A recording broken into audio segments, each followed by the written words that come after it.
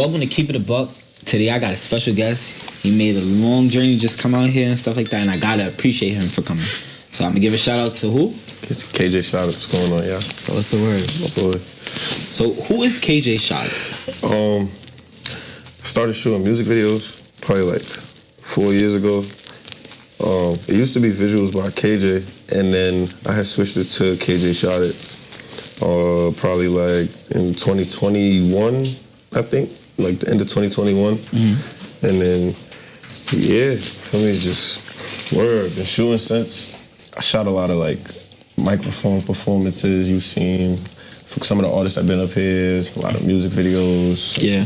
Mad different type of content. Word. If we could go in depth with it, what is some of the exposure that you've seen for the last 4 years of Kjshotit and KJ visuals? Exposure in regards to basically all the artists that you've seen over the last couple of years and the growth that you have in your business. Damn. Last 4 years is kind of heavy.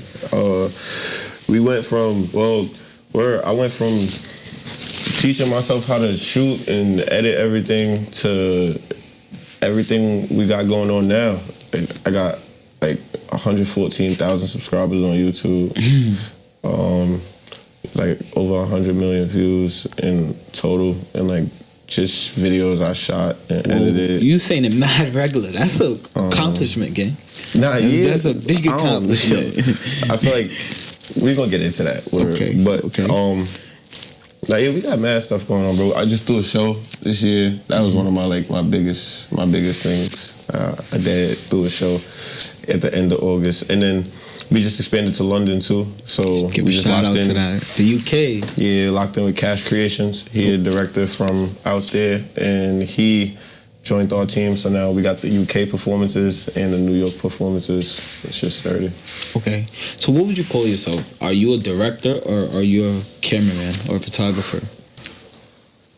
What would you prefer yourself being known as? Yeah, I don't really like the director, cameraman title because I don't even shoot as much as I used to, really. What you mean by that? So I built a team for real in the last year. Like we got a couple directors, like editors, that like who run it as almost a platform to where we could shoot like multiple episodes at the same time. Like I have one director in the Bronx, one director in Brooklyn at the same time, and I don't have to shoot. So really, yeah, really, I don't know. I like the entrepreneur, like CEO title. Yeah, more than anything. So you just the boss that just calls the shots, basically. Yeah, the shots. How did you pick out the team that you have for Kjshotit? Like based off reliability, and I just we're understanding the overall goal of like this whole shit. Like with me, I feel like with my platform and everything I do, I made it like very clear. Like my whole goal is to help artists go as far as possible with their music, and I just be trying to find people to join a team that's on the same thing. Like it's not really focused on clout or views, trying to go the most viral. Cause if I wanted it to be that, it would be that.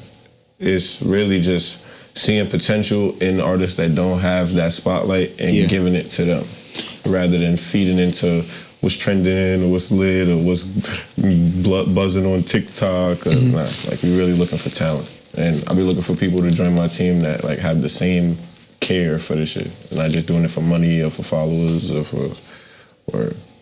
Do you mind talking about like the teamwork, as in for your team? Like, what did it take to apply those particular assets or partnerships that you have? Like, did you grow up with them? Did you go to school with them? Everybody that's around me, like now, I think I knew for a period of time. Like my managers, I knew my whole life. It's like that's like my blood, and then. The main person that shoot with me, that shot some of the performances for like artists that came on this podcast, that's like my right hand since I was like 15, 16. So we got like 10 years almost. So yeah, I say like it takes a lot. Like I'm not really like big on like making new I don't want to say making new friendships, because then that would like contradict the idea of me being open to networking. But when it comes to my business and like the whole team thing, I don't really like just be letting anybody in. It gotta make sense. Or So would you call this like your 9 to 5, or would you just call this your hobby? It's a 24/7. Cause I be up all night. Or it's not a 9 to 5 when you don't sleep. This is 24/7. We shoot at any time of the day. I gotta edit any time of the day. I take bookings at any time of the day.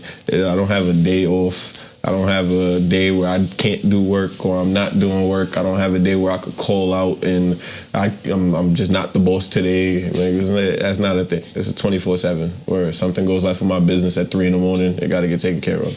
Okay. It's not like a 9 to 5 where I just get the clock in and clock out.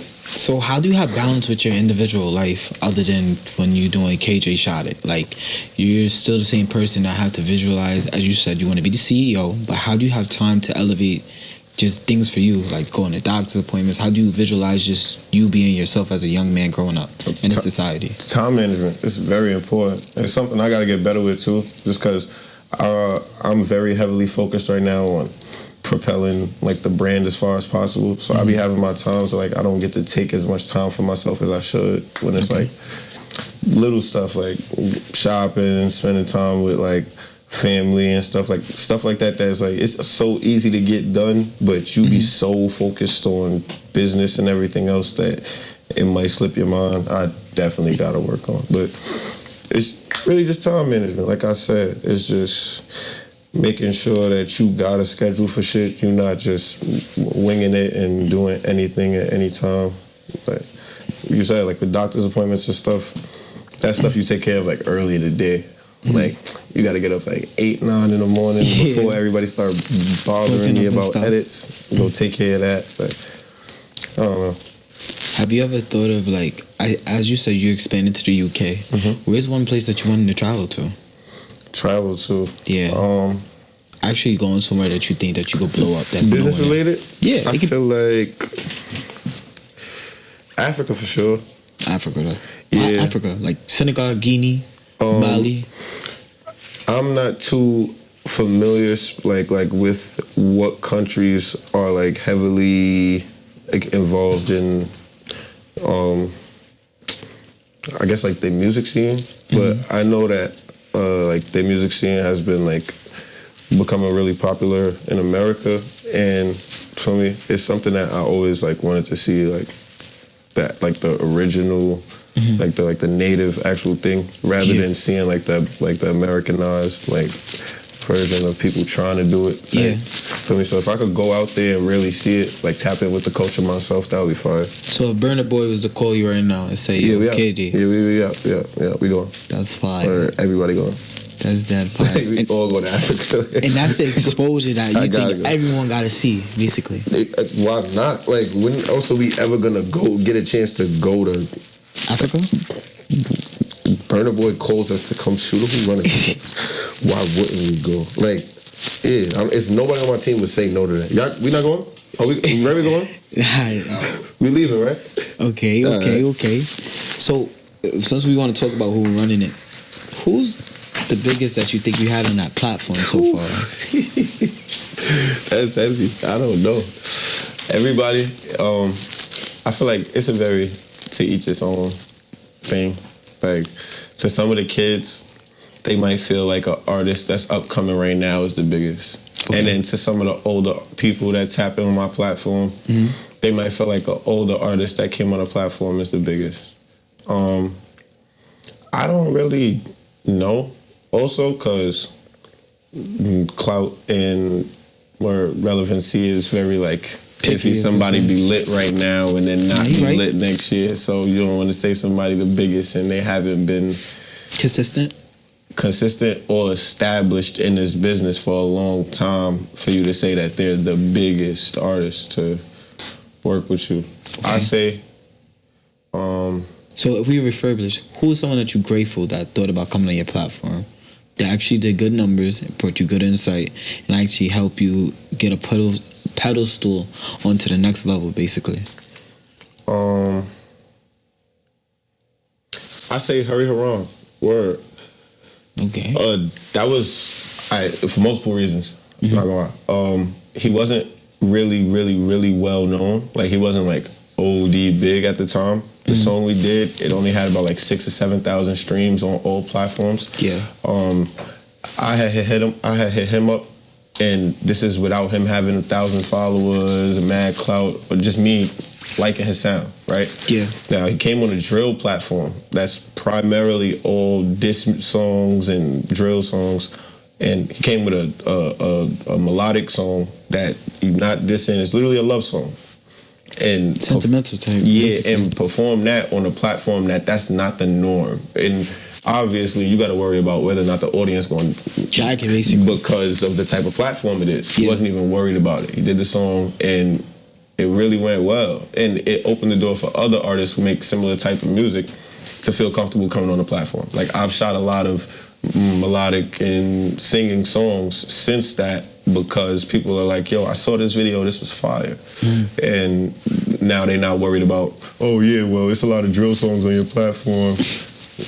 They saw him do it, got comfortable, and now it's a lot of people that do it. So I'm OD appreciative of him being like courageous enough to come do that song with us for sure. You know.